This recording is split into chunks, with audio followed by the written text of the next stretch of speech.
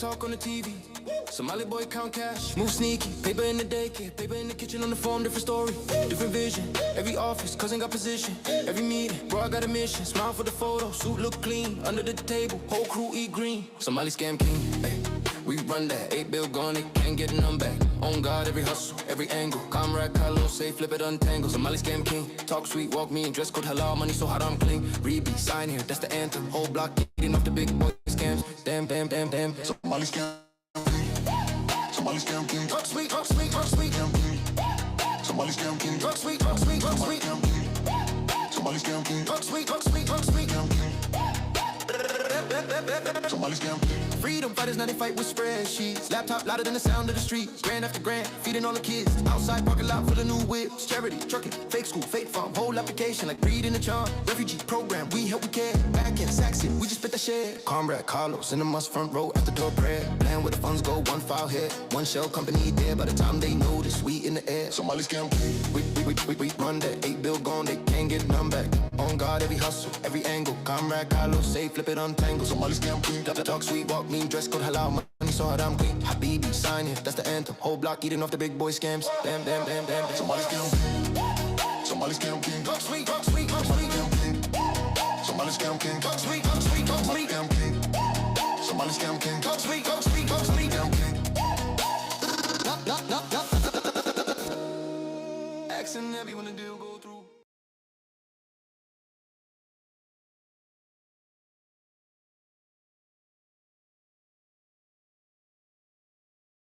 You are listening to This Week in Clown World with Ben and Hobbs, so sit back, relax, take your black pill, and enjoy the show.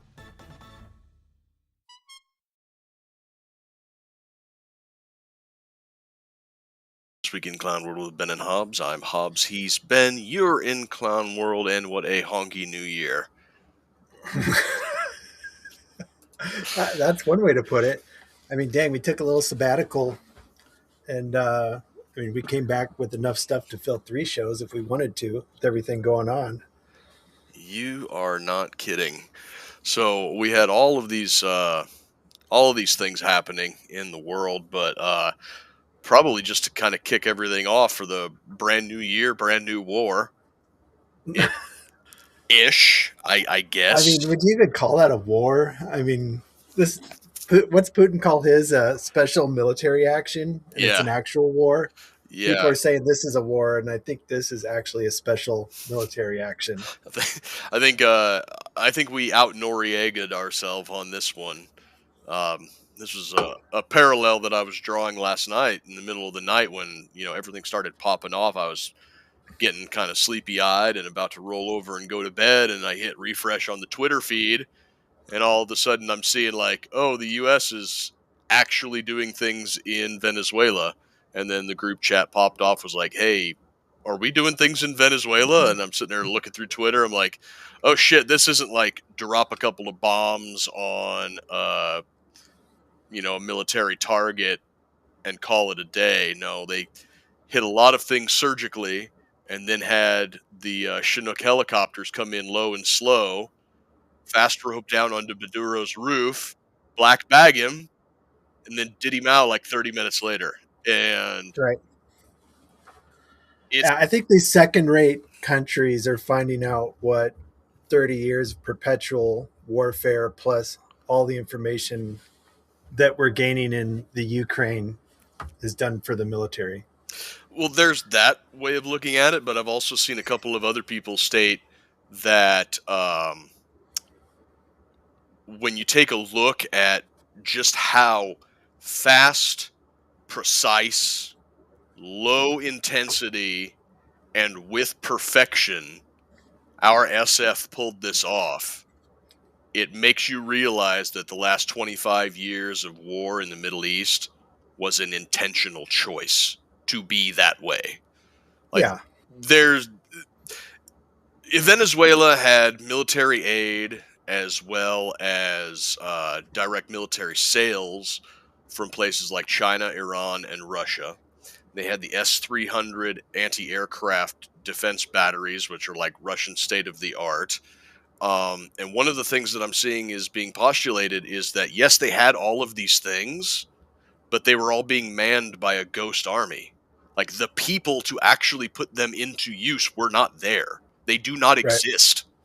And that's why you have a couple of guided bombs take out the power supply to a key area of the city, take out a few of these air defense installations, and the biggest, fattest, largest radar cross-section aircraft in the United States arsenal, the Chinook CH-47, was able to just lumber into the airspace low and slow and drop off a couple of team of hitters and take this guy out completely uncontested. Right. This is a geopolitical flex that really puts a lot of things into perspective. I mean, would you want to be the poor enlisted Venezuelan? They're telling you to turn on your radar to target stuff. Yeah, because what are your options in that situation? Dereliction of duty and let the Americans take Nicolas Maduro and his wife out of the country, or shoot down a Chinook helicopter full of Delta boys and have the Americans unleash hell, the likes of which this hemisphere hasn't seen ever. Like, yeah, the carrier they had there, I mean, it had a full complement of, air to ground suppression. You had the EA-2 Prowlers. You had F-18. What are the ones called that target the radar? Growlers. Mm-hmm. You had Prowlers, Growlers, drones all over the damn place. I'm assuming. I think anything putting off a bigger radar signature than a microwave probably got a rocket stuffed up its ass. And then just to really put a cherry on top, they dropped a guided bomb into Hugo Chavez's palatial tomb, which... Yeah, Rebels Raiders had the best hot take on that. He was like, I studied geopolitics for several years. This was done just for the lulz. Or yeah. I forget what his exact wording was. Just people because asking, it was very funny. Why would they do this? It's like, yeah, just because it's funny. Yeah. Like, look at the man in the White House. He will... one of the things people were asking him about the resurgence of the Monroe Doctrine, and he's like, yes, we're taking the Monroe Doctrine very seriously again, although we've surpassed it. I think it's going to be the Donroe Doctrine. I mean, we talked about this, 4 or 5 months ago that, we need to bring back the Monroe Doctrine. Here it is. Yeah. Yeah, and the usual suspects, the people who are crying about Hugo Chavez remaining in power after an obviously rigged election, or not Chavez, but Maduro, after an obviously rigged election, the female Nobel Prize winning lady, they were crying and bitching about that. And now that it's, the Donroe Doctrine goes in and takes the guy out, now this is illegal and this is unconstitutional and what business is it of ours? It's like, okay, people will never be happy. I mean, the Monroe Doctrine, Teddy Roosevelt was the one who really wielded that effectively.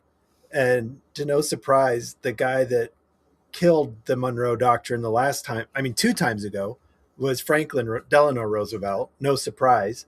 You get a commie. I mean, all intents and purposes, FDR was a commie. And he shuts down the Monroe Doctrine, and then we end up with the Cold War and nukes on our doorstep. And we cranked it back up again, getting involved in the Southern Hemisphere. And obviously there was a lot of fuck ups, but then the next person that killed the Monroe Doctrine was the Obama administration. So you have 2 of the most progressive administrations probably in the last 100 years are both the ones that shut down the Monroe Doctrine, and look where we ended up. Yeah. One of the prevailing jokes that I'm seeing is that interim president of Venezuela is going to be yet one more job for Marco Rubio. Yeah. So. that image where we saw posted around where Marco Rubio is just looking fed up with it. I think it was during the Zelensky meeting. It's like when Marco Rubio realizes he's the acting president of Venezuela.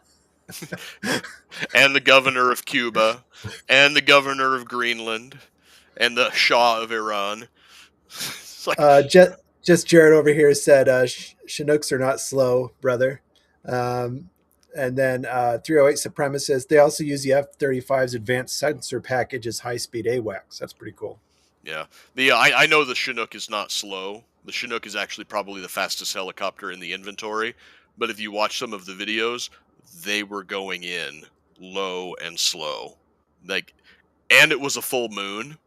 So people on the ground could clearly see what was going on. This was part of the psychological warfare. Was the United States is rolling into this country that is on our doorstep. We are doing it slowly, we are doing it deliberately, and we want everybody to see what's happening. Yeah, and some of the comments I saw, the intel package that they were probably able to build on Maduro, they probably knew his pet's daily routines. Yeah. They had it mapped out so much. Trump said they built a mock villa that they were practicing in.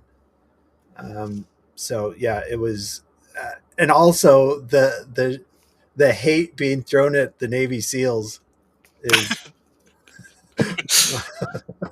Yeah. If anybody doesn't know, like the Navy SEALs have this very inflated reputation that anybody who knows any of them or knows any of the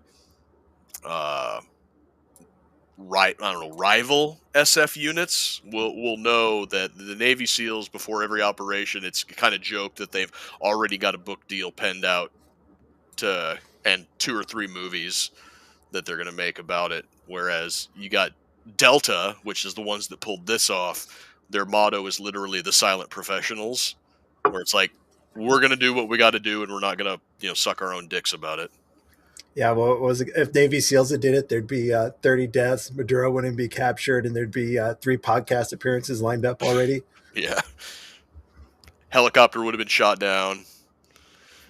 Yeah. That might just go to show how having an administration that knows how to properly utilize the tools at hand functions. If you're a bunch of idiots who don't know shit about which tools to use, maybe, let's use the SEALs. They're the best of the best. Yeah, no kidding. There's a, there's a lot of people that are talking about the constitutionality and the legality of it. And yeah, this was. Here we go again with my conflicting sense of like the small government, limited interaction. Libertarian in me says that yes, just flying into a sovereign nation to do essentially a decapitation strike on their leadership, definitely not cool. However, on the other hand, it's like every other aspect of the Constitution has been ignored and undermined and subverted in the past 25 years because of the war on terror and war on drugs and the war on everything else. So why is this any special? And we did it with no casualties on our side. I don't think there were probably any casualties on the Venezuelan side, and if there were any, it was going to be very low in number. The airstrikes that were pulled off were small, surgical, and directly targeted on very specific assets. There was no carpet bombing or, wedding parades getting nuked by drones or anything like that. So, I don't know. Well, and the way they're kind of skirting the issue is they're saying that Maduro wasn't the rightful leader anyways. And we're arresting him for crimes against the United States. They weren't saying they were overthrowing a leader. Basically, they're saying we're arresting a drug kingpin. Yeah. And some of the charges that they levered against him is just so dumb. Like they're actually charging him for possession and conspiracy to possess machine guns and destructive devices against the United States. They're using the 1934 National Firearms Act as just one more thing to throw at this guy. And it's like, are we really ready to see Nicolas fucking Maduro be a Second Amendment martyr? Yeah. I mean, it seems silly on the basis of it, but if that's how they're going to wedge it to get around it.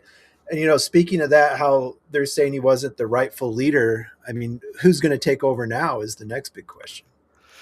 Well, currently, the vice president of Venezuela, a woman whose name I can't remember, but she has Machado. followed. No, that was the woman who was elected. Oh, Rodriguez or something. I'll Yeah, look that up. yeah, Rodriguez. I think you're right. She has, in accordance with lines of succession, has assumed the interim presidency as a vice president tends to do when your president is incapacitated and unable to fulfill their duties. And she says that she has fully acquiesced to any and all demands of the United States in accordance with the deposing of the Maduro regime, and will basically steward the country into this transition period to free and open elections, which we'll come back to that, I'm sure, in a little bit. The irony of the United States conducting free and transparent elections. Right. Um, but yeah, so there's a lot of ways that this can go. There's we could sit there and bloviate about how legal or illegal, constitutional or unconstitutional it was until we're blue in the face. But the fact of the matter is that it's happened. They decided to pull it off with the thing that really makes you realize just how bad things are in this country is that the OPSEC on this was flawless. Nobody leaked anything. There were no wrenches being thrown in it. And that was because the people who pulled it off were a very small number of higher ups in the Trump administration. They did not inform anyone in Congress. They did not inform any of the surrounding governments. They did not inform any of our NATO allies. Right. And it looked like this was supposed to happen a week ago, but there were weather issues and they finally pulled it off now. So people were being quiet about it for a week, which you never saw any other time. It seemed like everything was leaked. Yeah. I'm going to maybe call bullshit on that one that it was supposed to happen last week. Precisely because this is the anniversary to the day of when we did the exact same thing to Manuel Noriega in Panama in 1989. So what would that be? 37-year anniversary of pulling Right. that off? Yeah, it's like to the day, January 3rd, 1989, Operation Just Cause, the United States Army went in and yanked Manuel Noriega out of Panama. So using significant dates like that is something that I'm sure somebody like Trump appreciates. Which, and Panama was a lot messier too. That Yeah. was the last time we fiddled around down there. Shows how far we've come in what we're able to do. Yeah, so going forward, this Rodriguez, she obviously she is part of the old regime. It'd be interesting to see what she does, or if they're gonna have to hold elections. You have that Machado is kind of a wild card. Um, she's a Zionist, I guess. They all are, but Yeah. but Trump came out recently and he said that she has no respect within the country, and that they are planning. Excuse me, they are planning on doing an actual election to choose a successor, and whether or not she wins that or not, that'll be, you know, neither here nor there. It's going to remain to be seen. But I have over here. I was looking it up while we were talking. Do you know who Nick Nick Freitas is? Yeah. Okay, so he's over here. For those guys who don't know, he's a podcaster. He's a Virginia assemblyman. He's also a former, I think, a Green Beret, or maybe he's former Green Beret. So he's like, this is kind of long, but I'm going to read it because he kind of boils it down to basically the best case, worst case scenario of what's going on, what is probably going to happen in Venezuela in the coming months.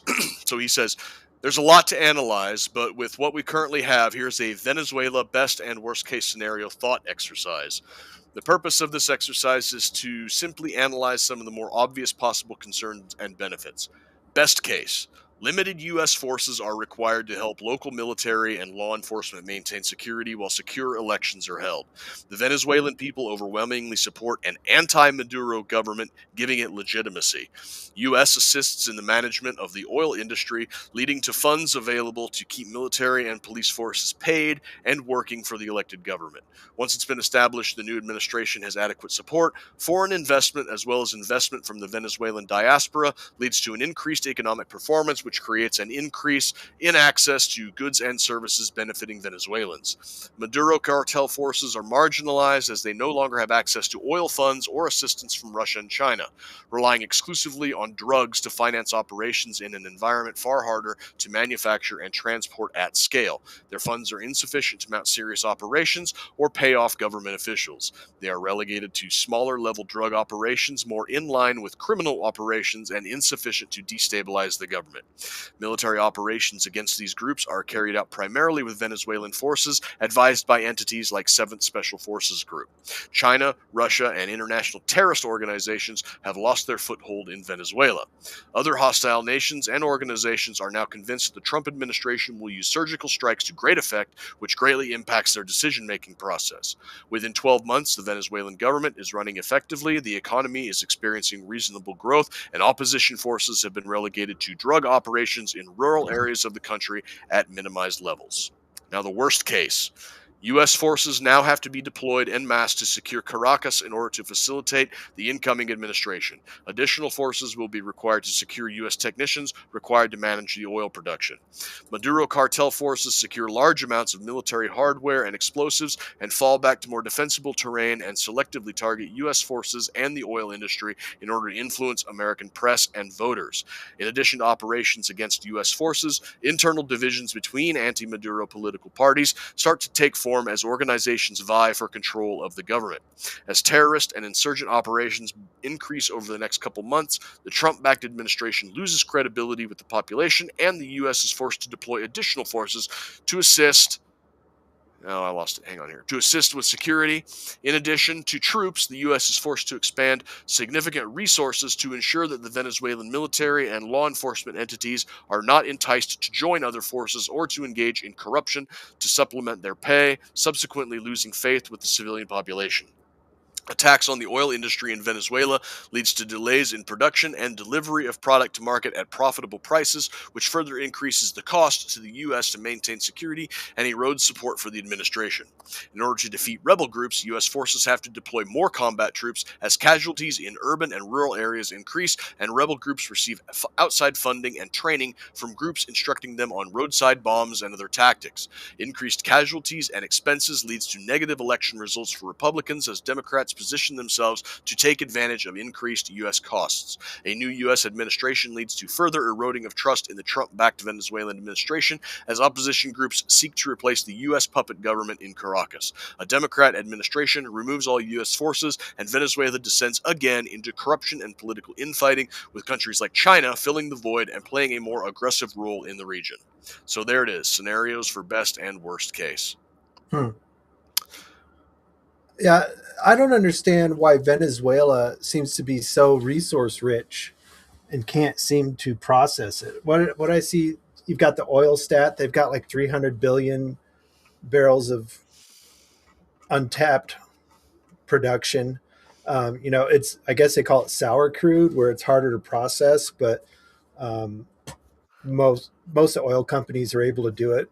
Venezuela was not able to process it because they dismantled a lot of their oil production. Also, apparently, they have a bunch of gold and rare earths there, and they are not utilizing those either. Yeah, so from what I know, and this is probably wrong, but I'm just going to throw it out there anyway, there's like 4 types of oil. There's light and heavy, sweet, and sour. Like, Mhm. so heavy sweet is the best kind that you can get. And from what I know, Venezuela has heavy sour. So it's the richer and better to refine, but it's also the more difficult to refine because it's got a lot of other trace materials in it that need to be removed. Hence, heavy, which is good, sour, which is bad. Yeah. The oil angle on this, I've been reading a lot of things. I was on Twitter like almost the entire time I was at work, just like reading people putting some puzzle pieces together. And there are a lot of moving pieces, not just in Venezuela, not just in the Western Hemisphere, but all over the world. All of this is connected. There's 4 main points that I keep seeing people kind of repeat over and over again. So the first point is that this ongoing spat that we have with Canada just lost all of its leverage. So right now, currently, the U.S. imports around 4 million barrels a day of Alberta tar sands oil. We are now set up to receive 1 million barrels a day from Venezuela with the infrastructure that they currently have. And with production obviously set to ramp up, the U.S. is going to be receiving roughly 2 million barrels of oil every day within a couple of months, and then on until we match or exceed what we're receiving from Canada. So Canada's leverage in any type of a trade negotiation that we've had has just been completely neutralized. So there's that. The second point that I've been seeing people make is that China was buying about 90% of Venezuelan oil. That supply was just severed from China. It accounted for about 1/3 of China's total oil imports, the rest coming from Arab Gulf states, specifically like Iran and Russia. So now 1/3 of China's imported oil, gone, cut off at the neck, just like that. Doing that is going to put a major monkey wrench into the encirclement and possible invasion of Taiwan that China has been setting up. While I was reading through this sort of stuff, I saw that China just sent one of their aircraft carriers to the Straits of Taiwan. That's probably going to get recalled if they can't find another source of oil that they can get.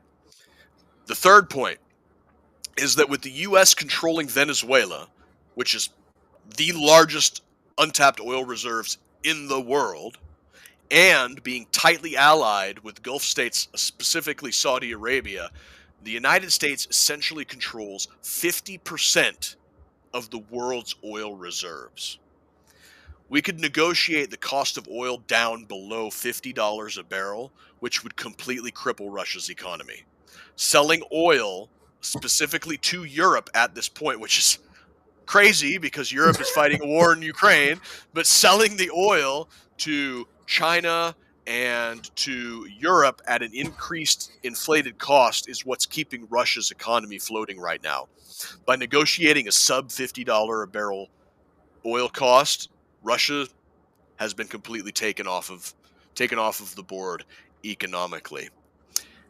Now, the fourth thing that kind of ties into the Russia deal is that China and Russia specifically made deals with Venezuela that if the U.S. acted against them, that they would come to Venezuela's defense. They did no such thing. They have just been doing some strongly worded tweets and press conferences right now. Some people out there are speculating that this operation in Venezuela was entirely transactional, that Putin and Trump have made a deal, that Trump says, we take Maduro out of Venezuela, we're going to be hands off in Ukraine. We're going to take Maduro out and black bag him. You guys go ahead and do the exact same thing to Zelensky. Whether or not we're actually going to see that happen is anybody's guess.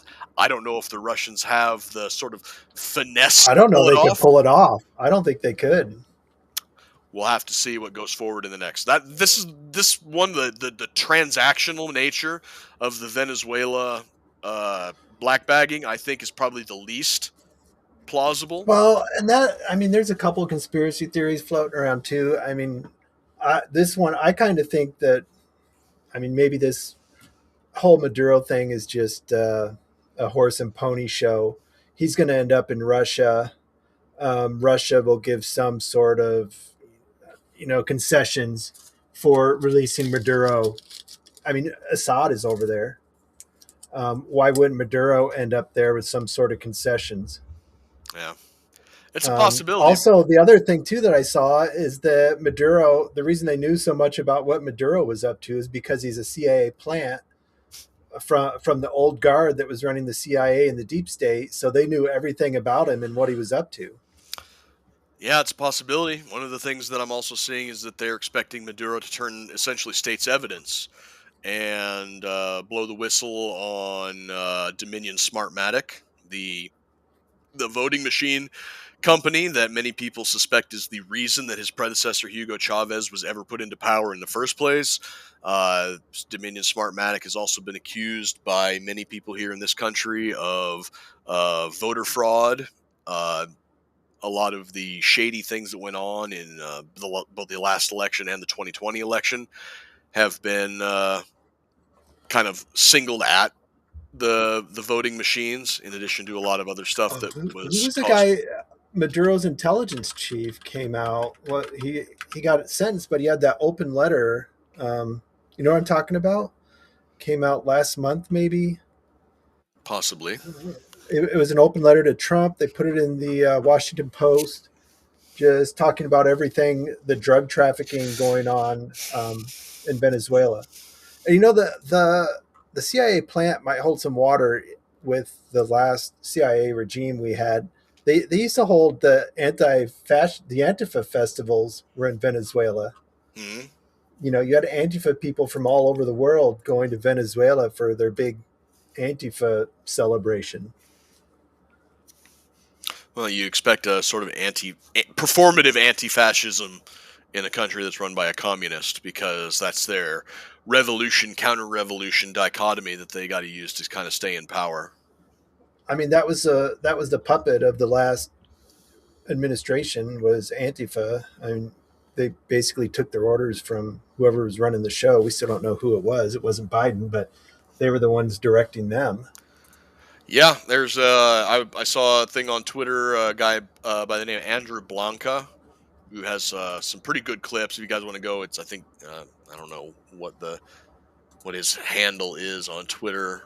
I think it's Alex Blanca or something like that. You can just look up that name, Blanca, and he was talking to a Venezuelan guy who was saying that a lot of the shadow funding that was going into groups like Antifa and Black Lives Matter was specifically coming from Venezuela. Yeah, and you know that's probably being washed through by they're probably washing Chinese money to push that through. I would guess since China's figured out the best way to fight America is just to fund our stupidity. Yeah, no kidding. But yeah, I don't know. I still think there's a lot that's going to come out from this once. I mean, there's already stuff floating around the internet that, like, Maduro's got a list of all the senators who were floating him money secretly. Um, we'll see. We'll see what actually turns out true or not. Oh, and the other funny thing on the left is all of them standing up for Maduro. Oh yeah. Well, it's because Orange Man bad. Yeah. Uh, nobody in Venezuela seems to have liked this guy. You're already seeing free Maduro signs pop up next to the free Palestine. So you're going to free Palestine and free Maduro now. Why don't we take Maduro and put him in Palestine? Maduro can run Palestine. There you go. I think we're going to make everybody happy with that They'll get the warmth of collectivism. one 500-pound bomb at a time. Which, if we want to segue into another story, that's a good way. I mean, we got the Mamdani thing. I didn't mention that in the pre-show. He was sworn in, talked about how his administration was going to get away from the frigid chill of rugged individualism, and we were going to have the warmth of collectivism in New York City. Yeah, that was I don't know what it is with that guy. We discussed him before. It's like, what? Yeah, I know. I'm still not sure if he's just a bullshitter or if he's a raving socialist. I really do hope he's a raving socialist and it gets every policy once implemented in New York City, so people can just see how terrible it is. Yeah. If you want people to stop pining for socialism, give it to them good and hard. I mean, and I'll admit socialism can work on like a small scale level. If everybody's bought in to the goal, and you're not like New York, could you imagine on a large scale level where you have people who don't agree with the goal and are just there to grift? It fails miserably. Yeah, what was that old saying? Like you're a communist dictator in your own house. You're a Yeah, socialist within your own neighborhood. You're uh, like a capitalist within your city, and you're an anarchist within your nation, or something like that. yeah, yeah. I can't wait to see how socialism works out in New York City. Too big, too diverse. Yeah, Yeah, there's no way. yeah, They're gonna run off all the money, and then where will they be at? yeah. I just hope we don't end up bailing them out. Well, Robert De Niro, who was campaigning for Mamdani like pretty hard, now that Mamdani came out and said he's going to end up taking away like half of his savings through redistributive methods, he's like, "Yeah, I'm leaving New York. I can't with this guy." That's like, must be nice to be able to flee the consequences of your own voting power, Bob. But Yeah, yeah, you can't have collectivism in a place where everybody cannot agree that they are a collective. yeah, And in New York City, there are people from every nationality, every tribal group. They speak every single language, every single religion. Like, you will find at least one person from every single atomized group in the entire world in that city. You cannot collectivize something that diverse. yeah. And another thing I can't wait to see happen is the amount of government fraud that is probably going to be wrought upon that city. He talked about expanding the scope of government in massive ways because they're going to help the people, and just the amount of, I mean, Minnesota is a great example. Yeah, it's a good Just segue into that. Yeah, just the amount of fraud, it's going to put Minnesota to shame, and that one just keeps falling apart even worse. FBI is involved. Seems like every day they're finding more fraud there. Terrible story for that state. I I just can't. The thing about it that bothers me is not necessarily the fact that it happens, because you're always going to have this kind of graft Right. whenever you have a large or overarching government welfare program, but it's just how in your face it was. Like, and so there's a couple of things that I saw on it that really put it into perspective. The first one I saw was one of these Somali women who was up there like reading off of a script, doing like a press conference, and she's like talking about how like the federal government cutting off any of these child care credits to Minnesota until they can vet everything is going to, damage the community and blah blah blah blah blah. And then she says, "I know that fraud is bad," and then she just kind of like blue screens. Like, this is, I know. you I know didn't what I'm talking. understand why. I didn't understand what happened there. She's like, then she just like, well, She's kind of like, wait a minute. Because she was reading off of a script, and she says, "I realize that fraud is bad," and then she kind of just like this moment of oh, holy shit, fraud is bad. She's kind of like, and then she had to get rescued by this liberal white woman behind her because of I mean, if course. she's an actual, practicing Muslim, and saying that statement, maybe she hadn't thought of that. She was like, oh shit, this is fraud. You know what Yeah. I mean? Remember that episode of Family Guy where the guy was like going to come into the cell and stab his cellmate, but his cellmate had been let out? So he's like sitting there. He's like, "Well, what am I going to do now?" And he like pokes himself in the stomach and goes, oh, oh my God, this is what I've been doing to people? Oh, that hurts.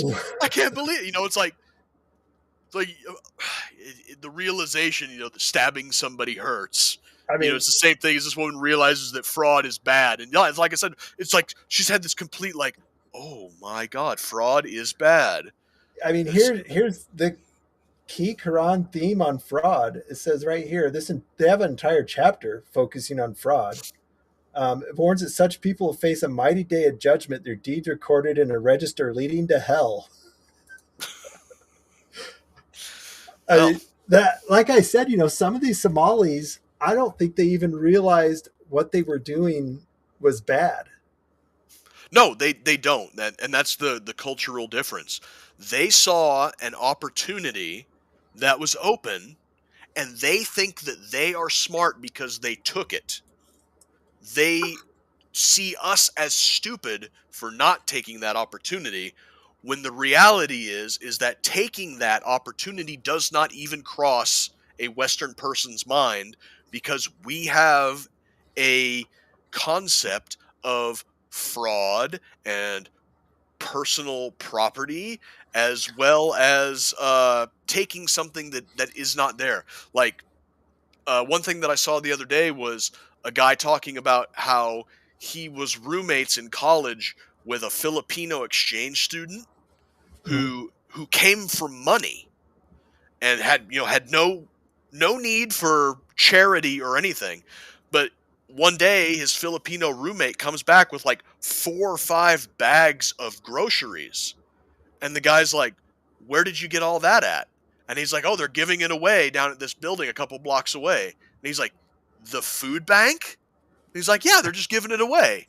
And he's like, "You don't need that food." He's like, "Yeah, but it's free." And he's like,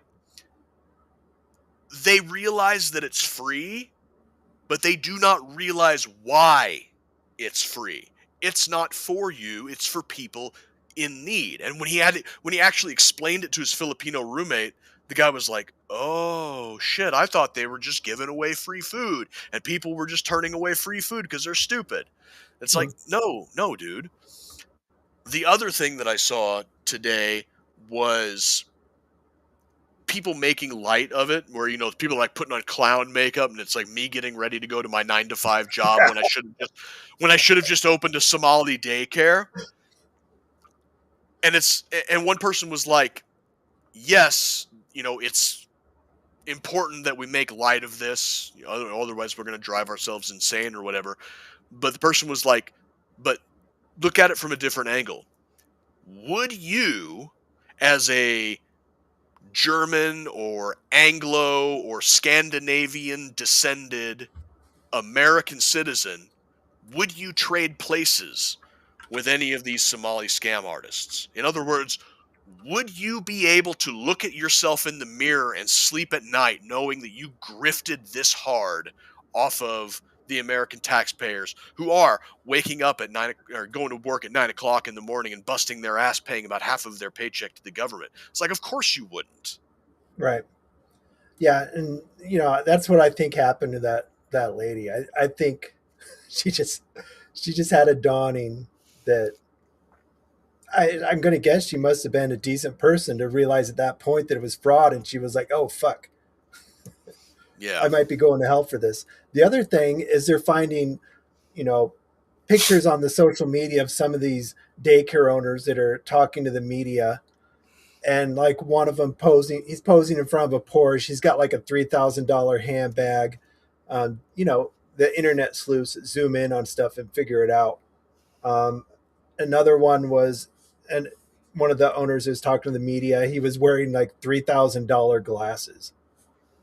It's like they're just flaunting it at this point and putting it in our faces. And I hope every single one of those gets shut down.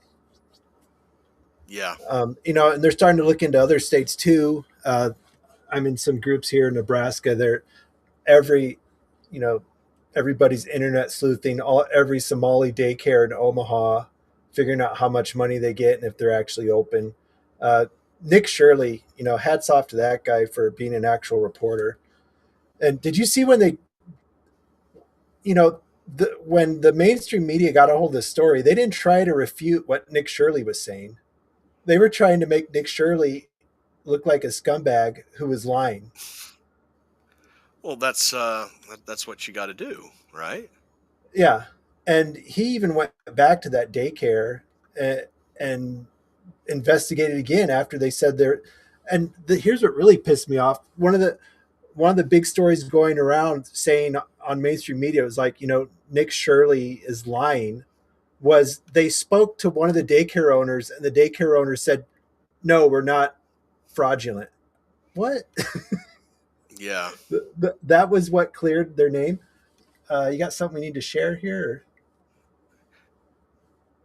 Yeah, this I'll is take that some video comment. that I'll take some comments real Somali quick lady over saying here. that. Hold up. We had this is back on the Venezuela. That guy I mentioned. He also wrote about how Venezuela had infiltrated all levels of the government, from judicial to congressional to military. That info would be worth a lot. Yeah, Luis Ramirez. Hopefully, it's an escape from New York movie scenario. Manhattan Island is cut off. Or like, what was it in Batman: The Dark Knight when Bane closes on Gotham? Yeah, that's how we should do it. If you want to come across, you have to renounce socialism. If even a third of the official story is true, every Somali-run daycare should be investigated. Agree. Yeah. So I don't know. I don't know how to like. This is the first time that I've ever been on the back end here. So Sure. I'm sitting here. It says, please make it audio only or remove other live sources. I don't know. There you go. Yeah. So this is the lady here. We might be able to. You might need to scroll up so we can see her go into her glitch. All right. I'll see if I can. There you go. So do I need to? Yes, run it again. And then I gotta turn my volume up. There we go. And replay. If childcare is cut, I'm unable to work or go to school. I understand fraud is bad. She's like, what? Oh my God.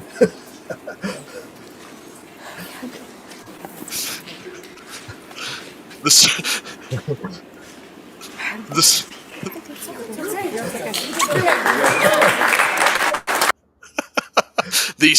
the sudden realization that what she is engaged in is fraud, like that right there, that needs to be like framed and put up somewhere. That look, I realize that fraud is bad, and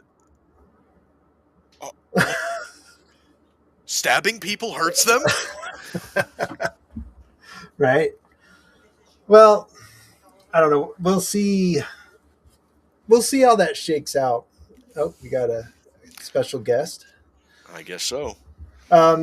Speaking of Middle Eastern countries we love, Somalia and Iran. Iran appears to be, we're getting towards the end here. That's the last thing we had to touch on. Iran seems like it might be falling apart finally. Yeah, and however much of this is organic and how much of it is our meddling remains to be seen. I mean, really, the whole situation going on in Tehran, though, it hasn't really required much meddling. You pump out all your capital city's water, and don't do anything about it, but you keep trying to build a nuclear bomb. At some point, the people are going to get pissed off. I mean, we talked about this. You know, how long does it take for a government to collapse when you run out of water instead of out of food? And I think Iran is going to find out. Yeah, we'll see. The worst thing, though, about Iran falling instead of Venezuela falling apart, it seems like Venezuela has enough opposing factions that have some backing that there wouldn't be much of a civil war or a power vacuum. When Iran falls apart, it's going to be a mess. Yeah, especially considering how much influence they have in that part of the world. Yeah. I mean, it's not going to be localized to that country. Yeah, it's not like Venezuela. It'd be like if Venezuela was, I guess, if Brazil. I guess it'd be equal to like if Brazil fell apart into chaos. I mean, think what that would do to South America if you had border wars all over. And, you know, who knows? There's so many arms that have been pumped into that area.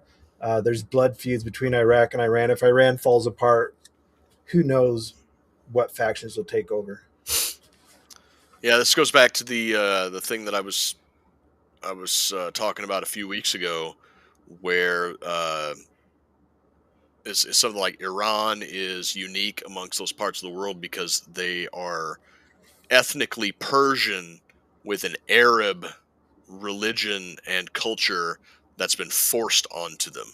Mhm. So if the Islamic Republican Guard of Iran ends up falling apart and falling out of power, are we are we essentially going to see like a resurgence of the old gods come back? What is it, Zoroastrianism?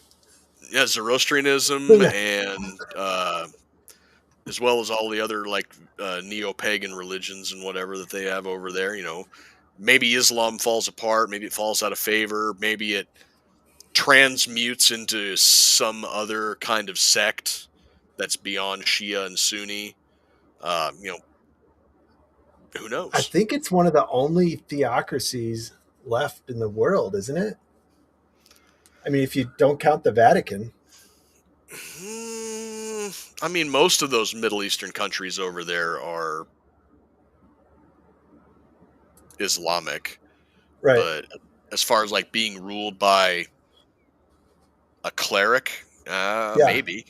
I think that's the last theocracy still running strong. So be interesting to see how that would shake out. We're getting pretty close to the hour on here. Looks like you got a buddy that needs some tending to. I think we hit on everything we wanted to this week. Venezuela was a big one. We'll have to see what happens there. I mean, I'm sure we'll have a story next week on it.